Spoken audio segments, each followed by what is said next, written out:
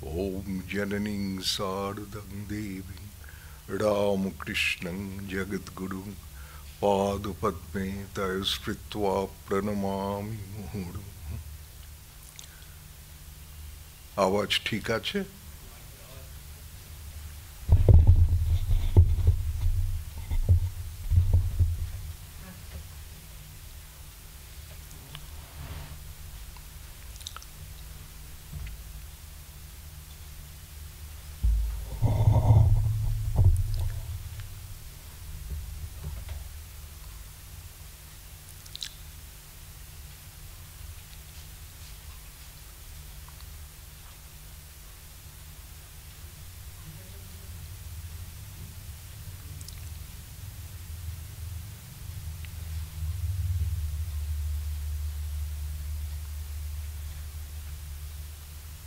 আজকে আমরা সরাসরি চিঠিতে চলে যাচ্ছি। সেদিন হঠাৎ করে আমরা নামটি হঠাৎ করে মনে আসছিল না, নিবেদিতার পিতার নাম, সেইটি হচ্ছে স্যামুয়েল রিচমন্ড নোবেল। আজকের প্রথম চিঠি 12th of February 1909, আমরা 1909 চলছি, লিখেছেন মিসেস মার্গারিটা এডমান্ডস। তাঁর ঠিকানাটিও দেয়া দরকার। 9 English road, southern sports mouth. এটা ওহাইও ইউএসএও হতে পারে, আবার নরফোক ইউএসএও হতে পারে। এটা স্পষ্ট নয় যে তিনি কোথায়, ইংল্যান্ডে ছিলেন নাকি ইউএসএ ছিলেন। যাই হোক, নিবেদিতা লিখছেন তার যেখানে তার মাতা দেহ রক্ষা করেছিলেন, 3 oak avenue, Berlin Wharfedale, Yorkshire, England. চিঠিটি খুব ছোট চিঠি। চিঠিটির মধ্যে নিবেদিতার ব্যাকুলতা যে যতটা সম্ভব তথ্য স্বামীজি সম্পর্কে, তার অপ্রকাশিত যে কোনো চিঠি, যে কোনো আলোচনার যদি কোথাও পাওয়া যায়, এই উদ্দেশ্যেই একে চিঠি লেখা। এবং আমরা চিঠিতে প্রবেশ করলেই পাবো যে মিসেস মার্গারিটা এডমান্ডস ইনি কে। নিবেদিতা লিখছেন, আপনি 1898 সালে যে চিঠিটি স্বামী বিবেকানন্দকে লেখেন, আপনার মার তরফ থেকে আপনার ভাই জোশুয়া জে গুডউইনের মৃত্যু পরে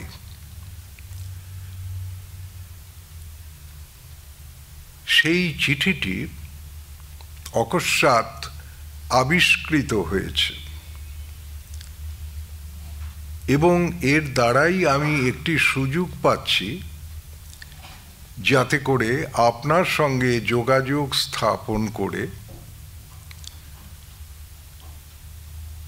আমরা এটুকু জানতে পারি যে আপনার ভাইয়ের কাগজপত্রের মধ্যে ব্যক্তিগত এমন কি কোনো স্বামীজি সম্পর্কিত আলোচনা বা চিঠি বা বক্তৃতার অংশ আছে যেটা এখনো পর্যন্ত প্রকাশিত হয়নি। আমরা আপনাকে বেশ কিছুদিন থেকেই খুঁজছিলাম এই জন্য। যদি থাকে, আপনি কি সেই চিঠিগুলো বা আলোচনাগুলোর ওপরে যে কাগজপত্র আমাদের দিতে রাজি আছেন?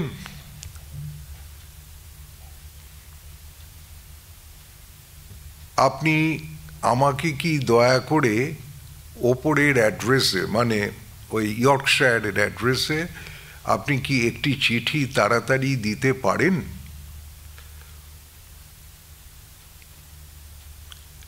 ব্যাপারটা হচ্ছে কি, আপনি হয়তো শুনেছেন যে স্বামী himself died 4th of July 1902। চিঠিটি লেখা 12th of February 1909, তার মানে 7 বছর পরে প্রায় লেখা। আপনি হয়তো জানেন এই তার দেহত্যাগের খবর, কাজী বুঝতেই পারছেন আমরা যারা তার অনুরাগী এবং একান্তভাবে চাই তার বাণী বিশ্বকল্যাণে প্রচারিত হোক, তাদের কাছে এই জিনিসগুলো তো মহামূল্যবান। আপনাকে আমি এই নিশ্চয়তা দিতে পারি যে I am writing with the authority of the monastery and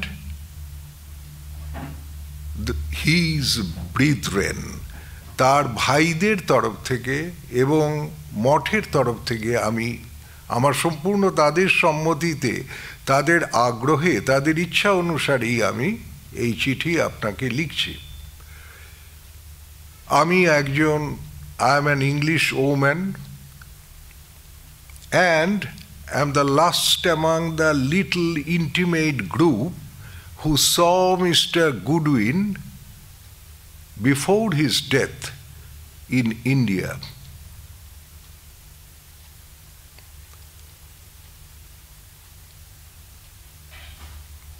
আমাকে দয়া করে উনি, he met me at Madras and spent very kindly the whole day with me on 21st of January 1898, মানে তখনও পর্যন্ত নিবেদিতা কলকাতায় এসে পৌঁছননি, on her way to Calcutta from Tilbury, London to Calcutta। ম্যাড্রাসে ছিলেন কয়েকদিন, বিপুল সম্বর্ধনাও পেয়েছেন। তারপরেই লিখছেন, believe me dear Mrs Edmunds, yours. সইটি তো অবশ্যই করবেন। I am an English woman. অনেক কিছু ইফস অ্যান্ড বাটস ছিল, অনেক কিছু দ্বিধা দ্বন্দ্ব ছিল। ইংরেজ মহিলা হিসেবে তারকে বিশ্বাস করাটা তিনি মনে করেছিলেন আরও সহজ হবে। কাজী সই করেছেন এলিজাবেথ মার্গারেট এলিজাবেথ নোবেল। দ্বিতীয় চিঠি, এই চিঠিটি 17th of February 1909, same year, 5 days after। আবার বলছি, 17th February 1909, from the same address to Josephine MacLeod। আমি তোমাকে গোপনে এই চিঠির সঙ্গে একটি চেক পাঠাচ্ছি। এই চেকটি আমি আমার কালি দি মাদার বইটির রয়্যালটি বাবদ পেয়েছিলাম, একটি অংশ। আমি চাই এই চেকটি স্বামীজির ভ্রাতা, তার প্রয়োজনের জন্যই এটি ব্যবহৃত হোক। যখনই আমি ভাবি স্বামীজি দেশের মানুষেরা আমার ভাইয়ের জন্য এত কিছু করেছে, তখন আমি অন্তরে অনুভব করি আমার স্বল্প সাধ্য অনুযায়ী আমি স্বামীজির যারা দেশের লোক, স্বামীজির যারা আপনার লোক, তাদের কেন না করি। আর I can't write to him, as you know well, directly। আসবো আমরা কাকে। সেই জন্য আমি এই অনুরোধ করছি, আমি ভাবলাম কি যে লেডি বেটি মানে Mrs Leggett, Lady Betty might deposit this check to her London account and pay the equivalent $41 to Swamiji's brother. এখনো পর্যন্ত পরিষ্কার নয় কে। এই চিঠিতেই হবে। এর পরের অংশটি Bhupen needs books, cloths, tram fare, and some other things which I wish that he may not be forced to ask from others as far as possible. আমি চাই যে ভূপেনের তো এগুলো দরকার, বই, কাপড় চোপড়, ট্রাম ভাড়া, আরও কিছু কিছু খরচা। আমি চাই না যে ভূপেন এই জন্য অন্য কাউর কাছে হাত পাতে। যতটা সম্ভব যদি আমরা করতে পারি, মানে ভূপেন্দ্রনাথ দত্ত তাকে ওই সময় ওই পরিস্থিতিতে বাংলার অগ্নিযুগে বঙ্গভঙ্গ আন্দোলনের পরে যে বিপুল বিক্ষোভে সারা বাংলা উত্তাল হয়ে ওঠে এবং তার আঁচ মহারাষ্ট্র এবং দক্ষিণে চেন্নাই, মানে মহারাষ্ট্র বোম্বাই প্রেসিডেন্সি এবং চেন্নাই ম্যাড্রাস প্রেসিডেন্সি, এই দুটো জায়গাতেই খুব বেশি রকম প্রভাব পড়ে। একজন বাল গঙ্গাধর তিলক মহারাষ্ট্রে, আর এইদিকে সুব্রহ্মণ্য ভারতী বিখ্যাত সাহিত্যিক, তিনি এবং আরও অনেক ব্যক্তি যারা নাকি এই কথাটাই বলছেন। ওই সময় ভূপেনকে আপনারা হয়তো জানেন যে ভূপেন্দ্রনাথ দত্তর জন্য অ্যারেস্টেড যখন হন তখন তিনি বেইল মুভ করেন এবং নিবেদিতা মুভ দি বেইল পিটিশন। আলটিমেটলি বেইল হয়, কিন্তু এমনকি নিবেদিতা এই সময়ে তখনও শান্তিনিকেতন রবীন্দ্রনাথ ঠাকুরের কাছেও আবেদন করেন যে যদি কোনোভাবে কোনো একটা চাকুরি দিয়ে কলকাতার এই রাজনৈতিক বারুদগন্ধি বাতাবরণ থেকে সরিয়ে নিয়ে তাকে অন্য কোনো জায়গায় রাখা যায়। কিন্তু রবীন্দ্রনাথ অক্ষমতা জ্ঞাপন করেন, তার পক্ষে অসুবিধাও ছিল।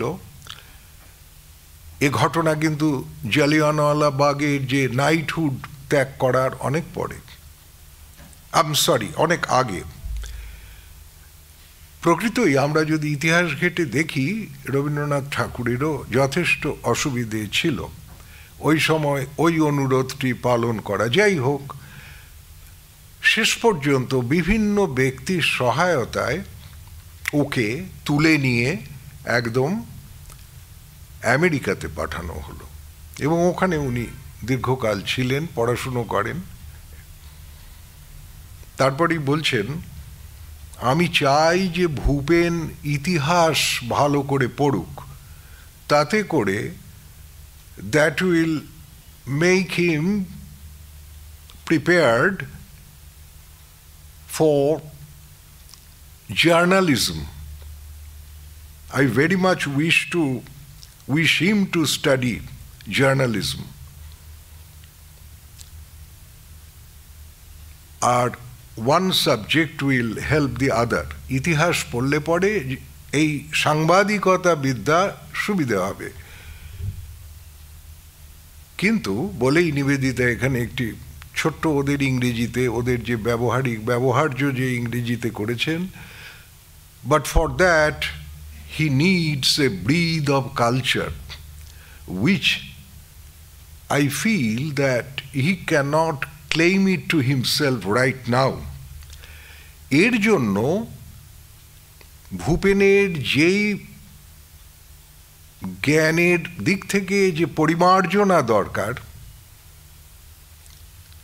যতটা সম্ভব সাংস্কৃতিক পরিমার্জনা, মানে জ্ঞানের পরিমার্জনা, বিভিন্ন দেশের বিভিন্ন জাতির যে ইতিহাস এবং সংস্কৃতি, তাদের আদর্শ এবং তাদের দুর্বলতা, এগুলো সম্বন্ধে সচেতন হওয়া, এটাকে ইংরেজিতে খুব ছোট্ট করে বললেন, for this he needs a breath of culture. তারপরেই বললেন which I think he cannot claim to himself as yet. এখনো পর্যন্ত ভূপেন্দ্রনাথ সেইভাবে তৈরি হয়নি, আরও যাওয়া দরকার আছে। তারপরেই বলছেন কেন কেন আমি চাইছি যে ভূপেন জার্নালিজম করুক।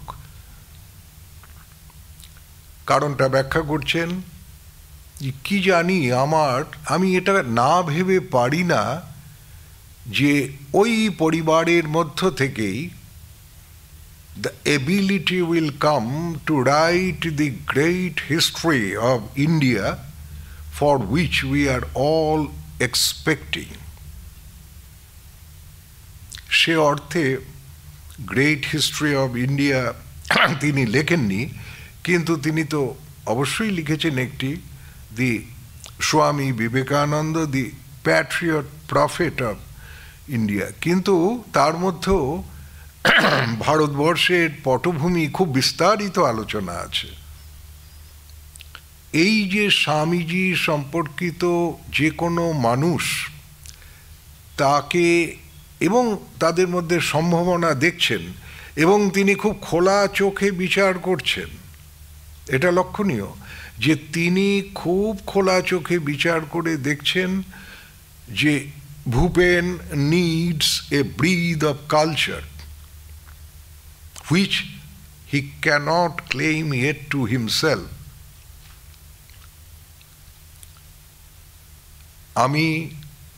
I do hope that I am going on to India immediately.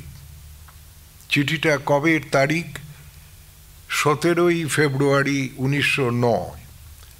নিবেদিতার যে কোনো কারণেই যেতে যেতে হয়ে গেল 2রা জুলাই 1909। এতদিন তার অন্যত্র কাটাতে হয়েছে আন্ডার কম্পালশন। এবং আমি চাইছি অবিলম্বে আমি ভারতবর্ষে যাই, এবং আমি শুধু একটি ইঙ্গিতের অপেক্ষা করছি। আমি অলরেডি সেন্ট ডোরাকে চিঠি দিয়েছি, সেই আপনাদের মিসেস ডোরা রোয়েদলেস বার্গার, সেই সেন্ট ডোরাকে আমি চিঠি দিয়েছি, whether she has any marching order for me to India, ভারতে যাবার জন্য কোনো ইয়ে। You see, I am on the lookout for a sign.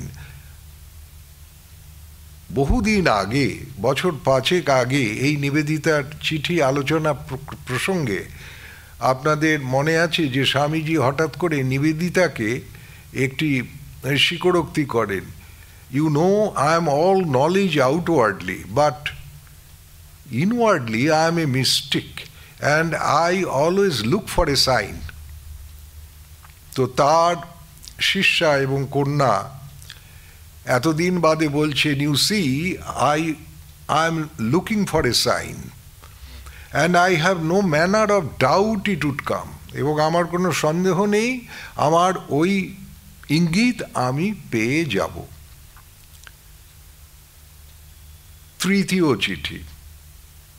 আজকে একটু এগিয়ে যাই, আমরা তো গল্প করি, তো কাজেই অনেক সময় পিছিয়ে যাই। আজকে দেখি কটা চিঠি, 3টে তো ধরছি, দেখি 4টে হয় কি না। 3rd লেটার আজকের হচ্ছে ডেট। এই চিঠিটা অতি ছোট্ট চিঠি, কিন্তু অসামান্য, আমাদের মনে হয়েছে একটি অসামান্য চিঠি।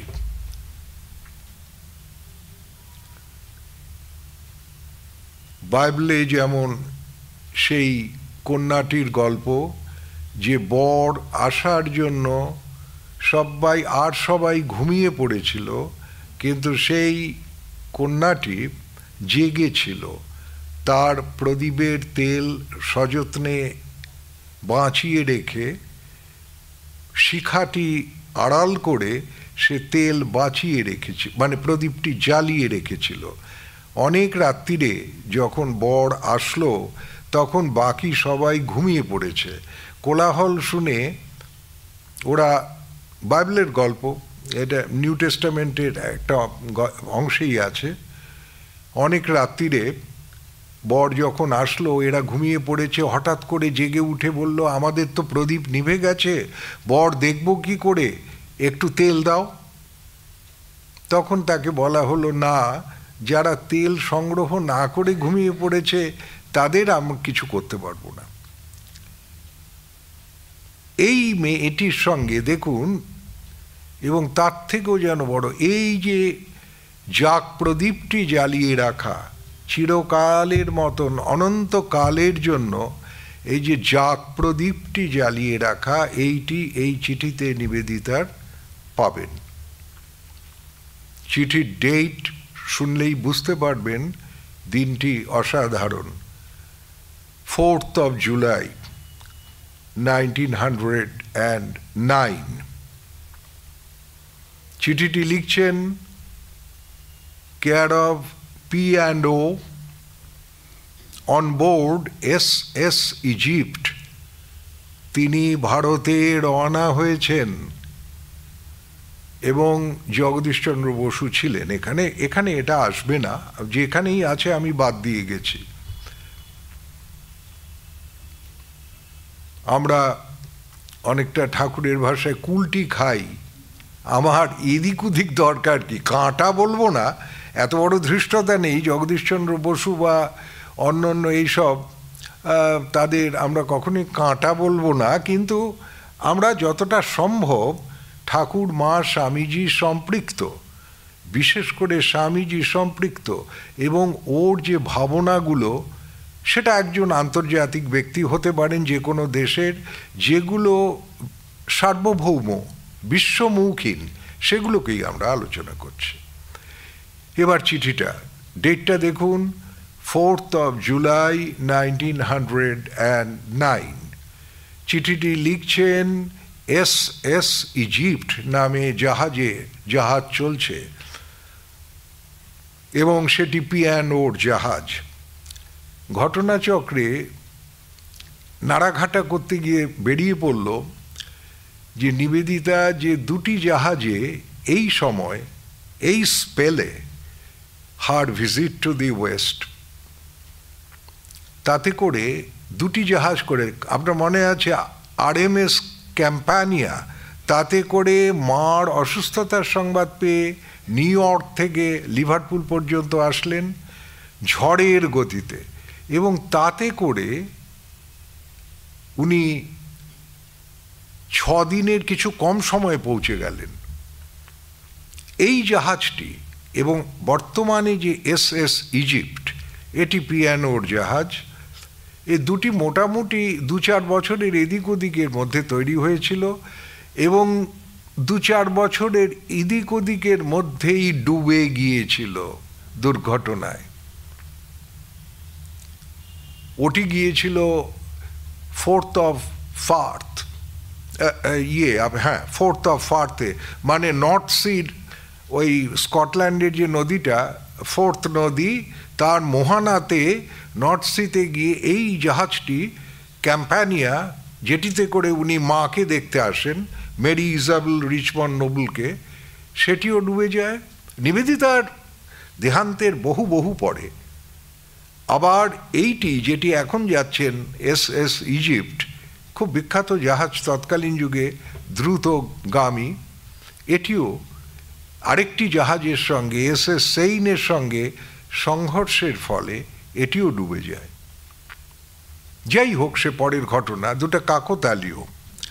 আচ্ছা, তো নিবেদিতা এই জাহাজে তখন, চিঠিটায় আমি আসি, এটায় আমি একটু ইংরেজি বলবো।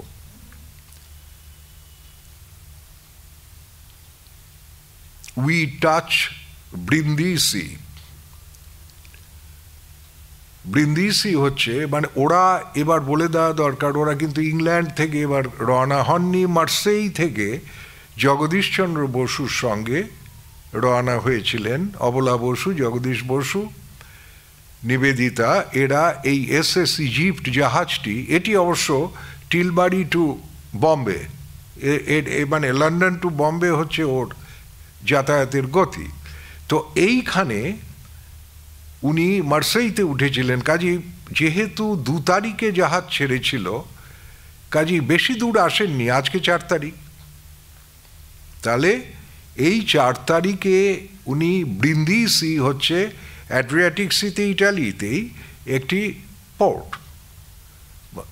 এই Brindisi, we touch at Brindisi, and this is just a word to you on the 7th anniversary of that great sorrow. এবার একটু বাংলা করা যাক। খুব দ্রুত তোমাকে আমি চিঠিটা লিখছি, ও চিঠিটা লিখছেন বুঝতেই জোসেফিন ম্যাকলাউড। আমি খুব দ্রুত তোমাকে এটা দিচ্ছি ওই দিনের স্মরণে। এটা 7ম অ্যানিভার্সারির বাংলা কি 7ম বার্ষিকী, প্রয়াণ বার্ষিকী, স্বামীজির মহাসমাধির পরে, মহাসমাধির 87th anniversary of that great sorrow, G capital S capital। তারপরেই বলছেন, he who was Buddha and Shankara, nay, he who was the very light in every moment itself, is gone from us, who remain still bound to this plane। একটু বাংলা করা যাক। যিনি বুদ্ধ এবং শঙ্করের যেন আরেকটি রূপ দেখলাম, তারাই যেন এসেছিলেন। না না না, এটুকু বললে তো তাকে খাটো করা হয়। যিনি যে আলো চিরকাল জ্বলে আসছে, অনন্তকাল জ্বলে আসছে, জ্যোতির জ্যোতি, আলোর আলো, তিনি যেটি প্রতি মুহূর্তে আছে, শাশ্বত কাল, স্বয়ং সেই আলো তিনি। He is gone from us who remain bound to this plane. আমরা তো এখনো তাকে যারা অনুসরণ করি, তাকে যারা একটু আধটু টান রয়েছে আমাদের, তারা তো এখনো এই পার্থিব জগতের বন্ধনে আবদ্ধ আছি। But he is not departed from us, কিন্তু ছেড়ে তো যাননি। কারণ he lost nothing in putting off this garment of body। এই দেহ ছেড়ে যাওয়া, এই দেহরূপ যে জামাটি, এটিকে, খোলসটিকে ফেলে যাওয়া, জামাটিকে ফেলে যাওয়া, এর দ্বারাতে তো তিনি এতটুকুও পরিবর্তিত হননি, তিনি তো এতটুকু কিছু হারাননি। তিনি যেমন, তিনি তো তেমনি আছেন। He lost nothing in putting of this garment of the body, but we, a few, it is we। দেখুন এখানে টুগেদারনেসে কিভাবে সিঙ্গুলার ইউজ করেছে। It is we whose sight is baffled for a while। আমাদের দৃষ্টি কিছু দিনের জন্য যেন আচ্ছন্ন হয়েছে।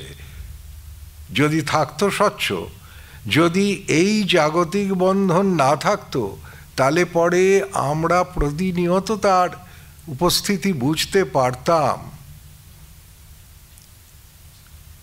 It is we whose sight is baffled for a while. তারপরে দেখুন আবার একটা সামগ্রিকভাবে যে একটি জিনিসকে বোঝায়, 7 years has a sound. এই 7 বছর একটি তাৎপর্য আছে, একটি বাণী আছে, একটি ঝংকার আছে। 7 years has a sound, as if some new phase is to be entered on by then. যেন আমাদের অন্তর্জগতের ক্রমবিকাশের আরও উন্নততর কোনো স্তরে এতদিনে পৌঁছনোর কথা। 7টি বছর একত্রিত সময়, সে বড় কম নয়। একদিন তো তাকে ভালোবেসেছিলাম, তিনি তো ছেড়ে যাননি। আমাদের দৃষ্টি বিভ্রান্ত, কিন্তু সেটাও কিছুদিনের জন্য।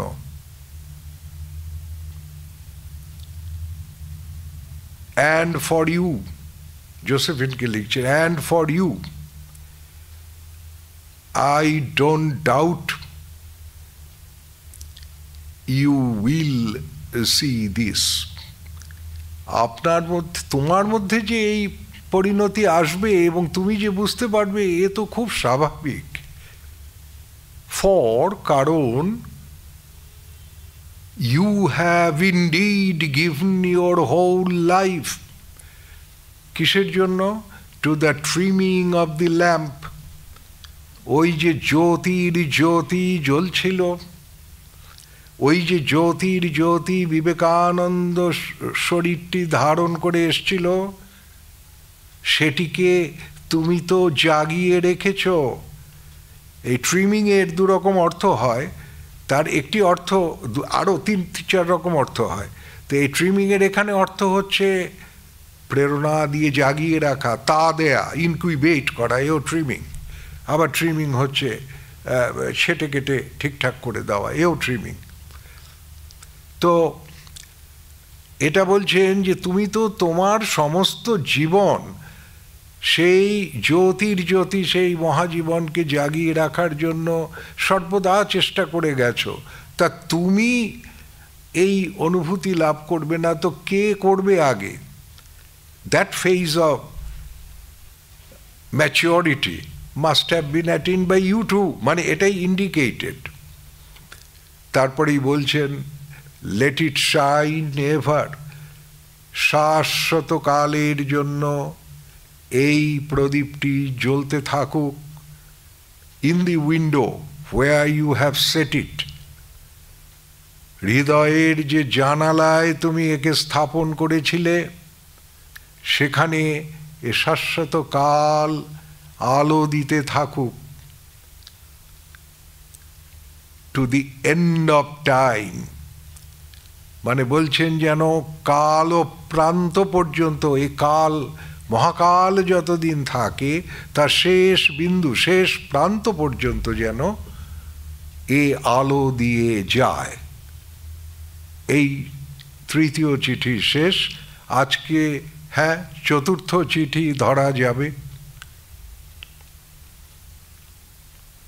4র্থ চিঠি নিবেদিতার দেশে ফিরে আসার পরের চিঠি। 21st of July 1909 Nivedita Bombay পৌঁছেছিলেন। সেখানে ক্রিস্টিন এসে একসঙ্গে দুজনে ফেরেন। আর এতদিনে স্বামীজি যাত্রা করেছিলেন রাজ্য ঘুরে, বে অফ বেঙ্গল দিয়ে 1999-এ, মানে বে অফ বেঙ্গল দিয়ে, অ্যারাবিয়ান সি দিয়ে, তারপরে গিয়ে সব ইত্যাদি। তা ইনি তা নয়, এতদিনে এরা অনেক আধুনিক হয়েছেন তো, কাজী ওরা, স্বামীজি গেছেন কবে? 99-এ, আর এটা 1909-এর ঘটনা। কিন্তু তার আগেতেই আমরা দেখতে পাচ্ছি যে মার্সেই থেকে ওঠা, বম্বেতে নামা কয়েকটা দিন লাগে, অনেক কম সময়। এই চিঠিটি লেখা অ্যাড্রেস নেই, কিন্তু আমরা নিশ্চিতভাবে বুঝতে পারছি যে এই চিঠিটি 17 নম্বর বোসপাড়া লেন, বাগবাজার থেকে লেখা। চিঠিটি লিখছেন এস.কে. র্যাডক্লিফ। আপনারা জানেন স্টেটসম্যানের কখনো সহকারী সম্পাদক ছিলেন এবং ভারতবর্ষের প্রকৃত অনুরাগী, কল্যাণ আকাঙ্ক্ষী ছিলেন এবং নিবেদিতার মহাগুণগ্রাহী ছিলেন। আজীবন এই বন্ধুত্ব বজায় ছিল। তাকে চাকরি ছাড়তে হয়, স্বাভাবিক। স্টেটসম্যানের মতন একটা ইম্পিরিয়াল পেপারে তার পক্ষে ওই রকম লিখে বহুদিন থাকা সম্ভব নয়। যাই হোক, র্যাডক্লিফকে লেখা চিঠি কিন্তু অসাধারণ।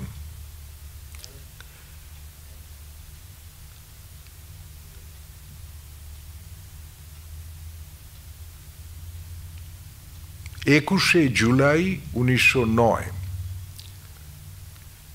গত রোববার সকালে কেটি এবং আমি বাড়ি এসে পৌঁছেছি। লক্ষ্য করুন, বাড়ি এসে পৌঁছেছি। কেটি মানে ক্রিস্টিনকে আদর করে কেটি বলা হচ্ছে। গত রোববার সকালে ক্রিস্টিন এবং আমি বাড়ি এসে পৌঁছেছি। We reached home. It was such a wonderful home coming. এই চিঠিটার মধ্যেই দেখা যাবে যে ভারতবর্ষকে, যেই দেশকে, ভূখণ্ডকে, যে দেশের ভূখণ্ডের মানুষদের ভালোবাসে এবং তাদের সঙ্গে সঙ্গে তাদের ভালোবাসলে তাদের সংস্কৃতিও ভালোবাসবে স্বাভাবিকভাবেই। তো এতটা গভীরে গিয়ে তাদের কাছে ওইটাই হোম কামিং। এই চিঠির মধ্যে এটা আবার র্যাডক্লিফকেও উনি আন্তরিকভাবে ইচ্ছে করবেন। আমি কি যে আনন্দ, বম্বেতে পোর্টে নামার পর থেকে আমার আনন্দ from the moment we landed at Bombay, it has been a continuous rapture. গভীর আনন্দে আপ্লুত, আমরা ভাসিয়ে নিয়ে যাচ্ছে। কিরকম আনন্দ? মানে আমরা যেটা ইংরেজিতে একটা অতি অক্ষম বলি না, যে to love a man to love his dog. এবার দেখুন এখানে এটা অনেক উন্নত করে নিয়ে যান, এলিভেট করে। সেটা হচ্ছে, বলছেন যে এভরি সাউন্ড, এভরি সাইট, প্রতিটি দৃশ্য, প্রতিটি শব্দ ঝংকার যে আসছে ভারতে নেবে, বম্বে পোর্টে নেবে, এভরি স্মেল, গন্ধগুলো যেগুলো। তারপরেই লিখেছেন, however critical one might have been in the past, যতই তার খারাপ লেগে থাকুক, যত বেশি সে সমালোচনা করে থাকুক, এমনকি গন্ধ সে খুব সুগন্ধ নয়, কিন্তু গন্ধ পর্যন্ত, every sound, every sight, even every smell, সেটা brought forth a delight, a simple delight. সেগুলোতেও আনন্দ।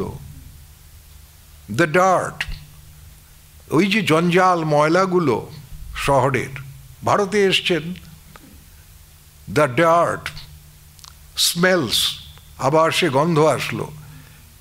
তারপরেই ব্র্যাকেটে লিখেছেন far from fragrant, সুগন্ধ তো একেবারেই নয়, দুর্গন্ধ বা মানে ভালো নয়। And Mahratta women in their costumes, তৎকালীন সময়ে মারাঠি মহিলারা কাঁচা দিয়ে খুব ব্যাপকভাবেই কাপড় পরতেন। আমরা যেগুলো দেখি ঝাঁসির রানী লক্ষ্মীবাঈকে যে পোর্ট্রায়াল, এমনকি নিবেদিতা নিজের এই চিঠি থেকে বুঝতেই পারছেন, রবীন্দ্রনাথের লেখাতেও আছে যে ওদের সময়টায় আপনার মারাঠি মেয়েরা কাঁচা দিয়ে কাপড় পরত। তো Mahratta women in their costumes, I have always imagined it so ungraceful. আমার কাছে খুব দৃষ্টিকটু লাগতো এই পোশাক। I assure you, আমি তোমাকে অকপটে স্বীকার করি, আমার চোখে একসময় খুব দৃষ্টিকটু লাগতো। কিন্তু সেই ভোরে কি হলো? There was no discrimination in my joy that morning. প্রতিটা জিনিস আমাকে আনন্দে ভাসিয়ে নিচ্ছিল, কারণ আমি যে স্বামীজিকে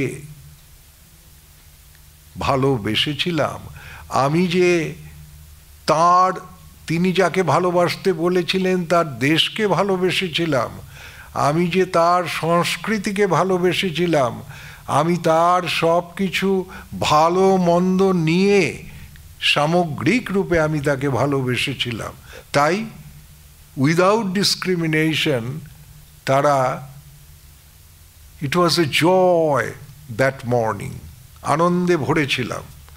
তারপরেই বলছেন, দেখো বন্ধু, আমি চাই আমার মধ্যে যে আসলো এই যে বাড়ি ফিরে আসা, ঘরে ফেরা, ঘরে ফেরা, এই যে home coming, sense of home, এটা যদি তুমি কোনো দিন কোনো দেশকে, কোনো ভূখণ্ডকে এমনি করে ভালোবাসো, আকর্ষিত হও, তাদের মানুষগুলোর প্রতি আকর্ষিত হও, তাদের কৃষ্টি, তাদের দোষ গুণ ত্রুটি নিয়ে তাদের প্রতি যদি টান জন্মায় তোমার, তাহলে পরে আমি একান্তভাবে প্রার্থনা করি তুমিও যেন এই গভীর বাড়ি ফেরার, ঘরে ফেরার আনন্দটি কখনো না কখনো পাও।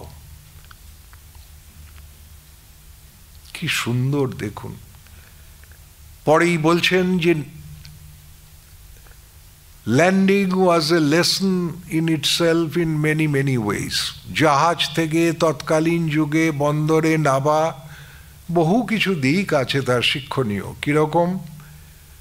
বলে, তোমরা যে সমস্ত চমৎকার আইন কানুনের কথা শোনো, you hear about those beautiful rules about duty on firearms and ammunitions, মানে যে কোনো আগ্নেয়াস্ত্র বা গোলা বারুদ আনার ব্যাপারে অনেক নাকি কঠোর আইন হয়েছে, এবং যদি আনতে হয় তার বিপুল একটি শুল্ক দিতে হয়, ডিউটি। হ্যাঁ, সে সম্বন্ধে যে শোনো, তোমাদের হয়তো ধারণা হবে, it might lead you to think that no kind of firearms is allowed in India without under heavy embargo or in well-defined cases. হয় তোমাকে বিপুল শুল্ক দিয়ে একটা আগ্নেয়াস্ত্র আনতে হবে, অথবা খুব ভালো, সরকার তো শান্তি চায়, ইংরেজ রাজ্য এ শান্তি চায়, গোলা বারুদ চায় না, অত্যাচার চায় না, আর কত ভালো এরা ঢুকতেই পারে না, কিন্তু যদি আনতে হয় প্রচুর শুল্ক দিতে হবে, অথবা ওয়েল ডিফাইন্ড, যেটা মানে হচ্ছে যেরকম যে আর্মির জন্য লাগবেই। তা এখন এখানটাতে যে আপনার উনি করছেন যে, কিন্তু মজার ব্যাপার হচ্ছে এই যে these rules are like dead letters to the Europeans. এটা, এই সমস্ত ভালো ভালো নিয়মগুলো ইউরোপিয়ান বা আমেরিকান বা সাদা চামড়ার লোকেদের জন্য কোনো প্রযোজ্যই নয়, তাদের কাছে এটা না মানলেও হয়, উনি প্রমাণ দেবেন। But strictly enforceable on natives, Indians, with a severity এমন তার মারাত্মক, that will remind you, মানে ওর তো উনি রসিকও তো, witty, that will remind you of some species of moral torture. তোমাকে যে শুধু গায়ে ছ্যাঁকা দিয়ে বা জেলে রেখে বা শারীরিক অত্যাচার করেই অত্যাচার করা যায় তা নয়, তোমাকে প্রতি মুহূর্তে হীন প্রতিপন্ন করার দ্বারা, মরাল টর্চার, তার দ্বারাও তো আমি তোমাকে কষ্ট দিতে পারি। তাহলে পরে this is some kind of A species of moral torture. তারপরেই বলছেন মাই এজেন্ট, বলেই লিখে দিয়েছেন তার এজেন্ট কে ছিলেন, গ্রিনলে। এই যে আপনারা কিছুদিন আগে পর্যন্ত যে গ্রিনলেইস ব্যাংক দেখতেন না, আগে ন্যাশনাল গ্রিনলেইস নাকি চার্টার্ড ইত্যাদি, এই গ্রিনলেইসটা তখন পিএনওর মতন এই কাজও করতো, agency. My agent undertook to meet me with my luggages at the port, at the station, মানে বম্বে পোর্টে নিবেদিতার যত মালপত্র সবগুলোর দায়িত্ব ওরাই খালাস করাবে। এক বিপুল ঝামেলা, কাস্টমস ক্লিয়ারেন্স। তো বললেন যে ওরা আশ্চর্য, they wouldn't even accept my keys. আরে বাক্সগুলো যে খুলে পরীক্ষা করবে, চাবি তো দরকার। বলে চাবি লাগবে না। দে সে ইট দ্যাট ইজ কোয়াইট আননেসেসারি। চাবি টাবি লাগবে না, আপনি তো ইউরোপিয়ান, সাদা চামড়ার লোক। But for once Indian friend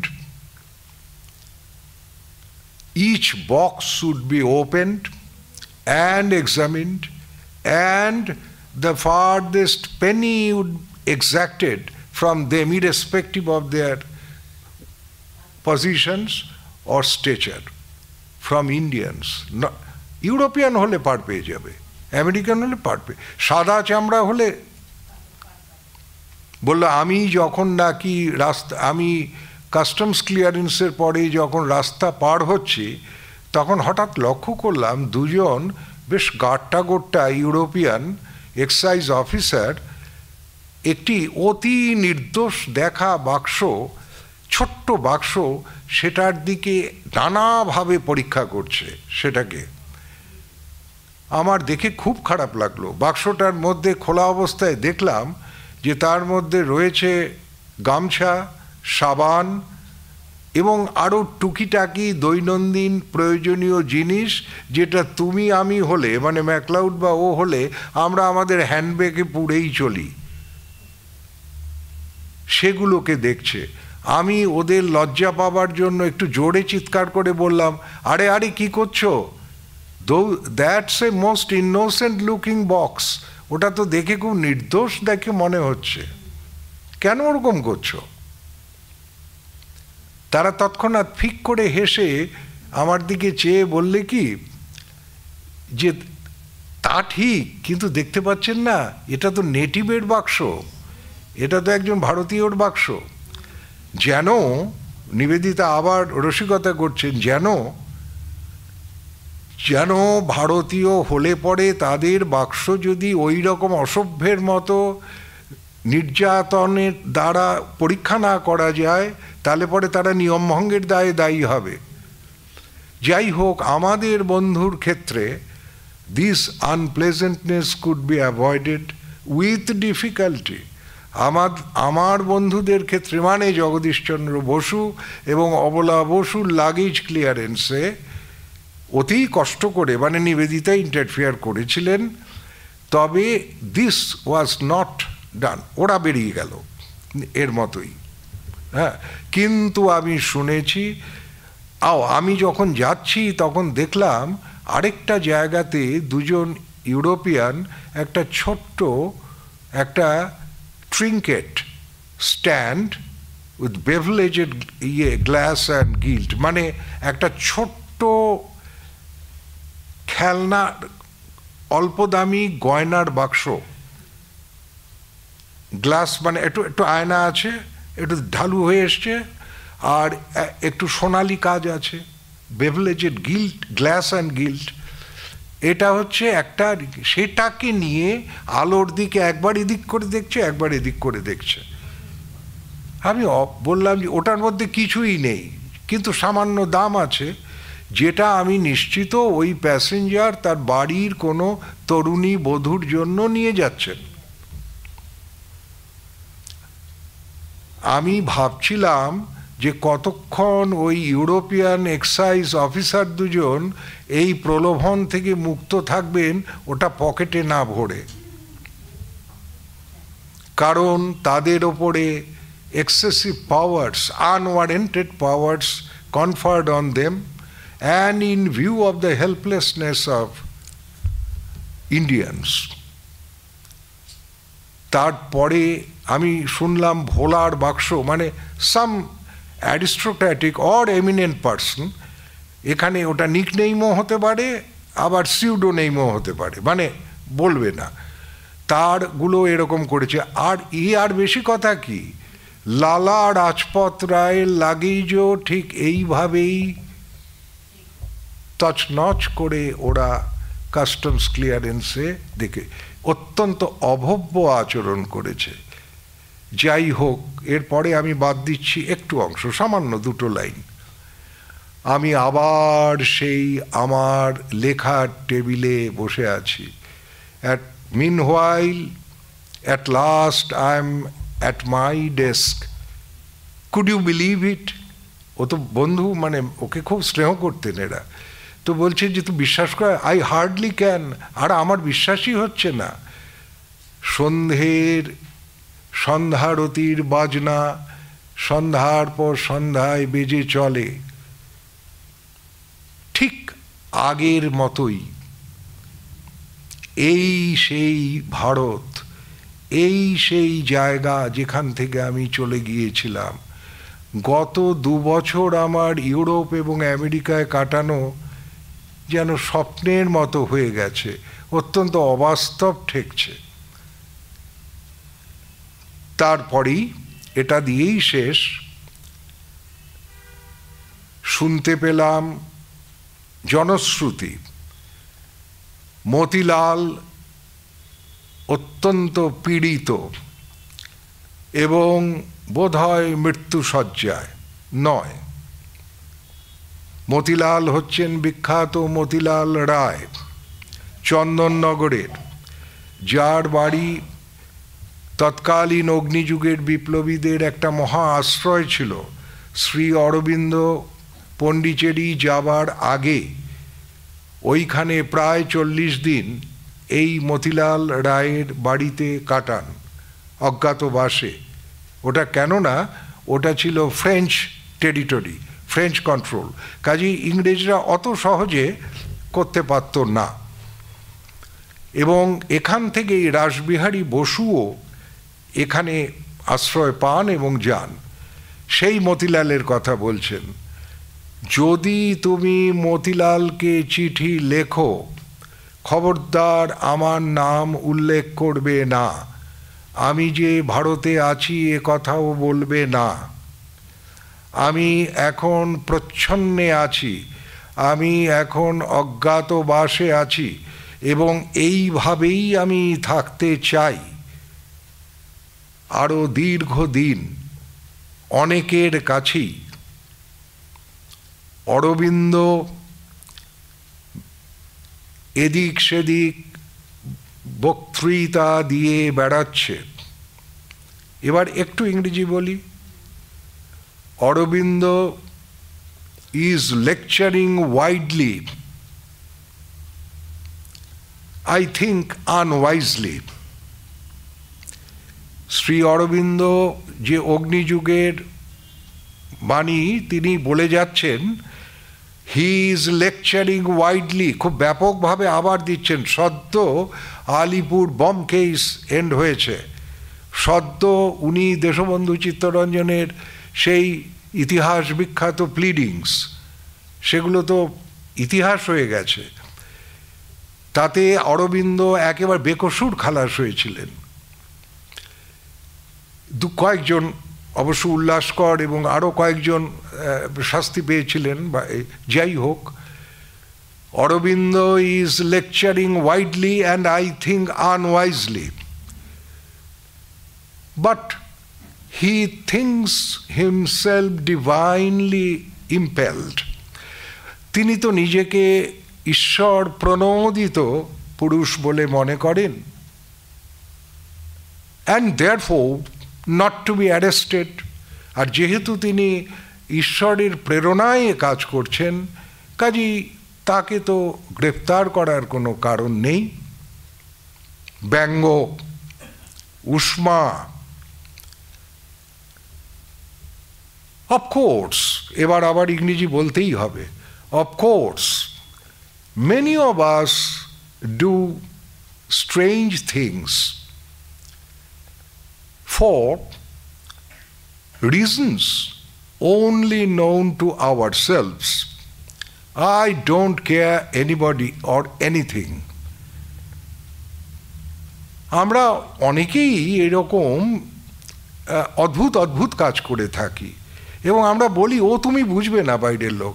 আমার অন্তরের প্রেরণায় আমি অন্তরে এটা ডাক পেয়েছি, সাড়া পেয়েছি। শ্রী অরবিন্দের এরকম ছিল যে আমি এগুলো নিয়ে মহা মুশকিল কথা বলা, কিন্তু আমাকে চিঠির প্রতি সততা রাখতে গেলে আমাকে এটুকু বলতেই হচ্ছে। নিবেদিতার যে উষ্মা, নিবেদিতা এতে বলছেন না, এরপরে আসছে, এ শেষ হয়ে গেল।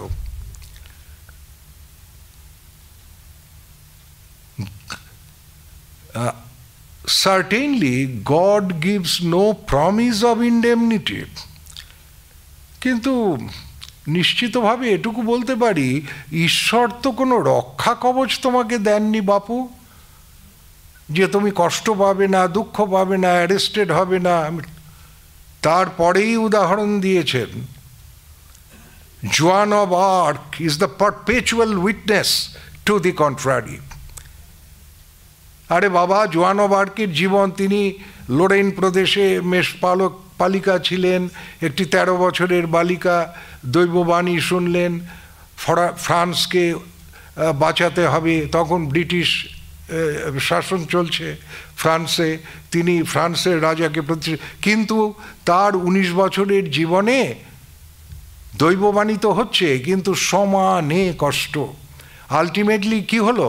হেরেসির চার্জে, মানে বিধর্মীর অপবাদ দিয়ে, প্রচলিত ধর্মমতের বিরোধিতা করায় she was burn to death, জ্যান্ত পুড়িয়ে মারা হয়েছিল।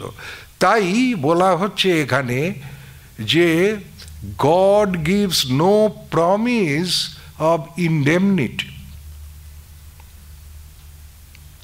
Joan of Arc is a perpetual witness to the contrary. Meanwhile,